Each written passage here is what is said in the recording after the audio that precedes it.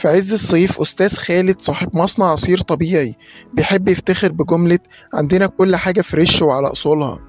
الزباين بيحبوا العصير بتاعه لأنه طبيعي ومن غير أي مواد حافظة، والمطاعم الكبيرة بدأت تطلب منه كميات بالجملة. في يوم اتأخرت شحنة العبوات البلاستيك الجديدة، فالمشرف قرر يستخدم شوية عبوات قديمة كانت متخزنة من سنة. هتمشي المرة دي والحر مش هيأثر على حاجة، العصير هيتوزع بسرعة. وبالفعل العصير اتعبى واتوزع، والكل كان مبسوط. بعد 3 أيام المكالمات بدأت توصل: العصير غريب، طعمه فيه مرارة، العبوة منفوخة. ده معناه ايه؟ واحد من الزباين دخل المستشفى بعد ما شرب نص إزازة.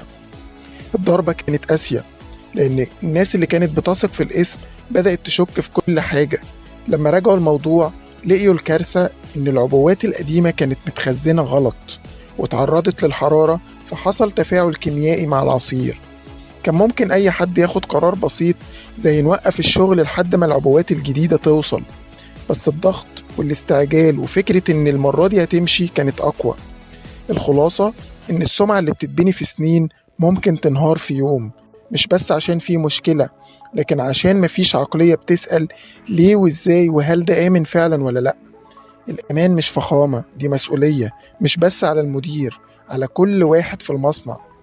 لو شايف إن القصة دي فيها رسالة مهمة، شاركها مع أي حد بيشتغل في مجال سلامة الغذاء أو بيصنع منتج للناس، وقول لنا إيه أكتر قرار استسهال شفته في شغلك وكنت عارف إن نهايته مش هتعدي.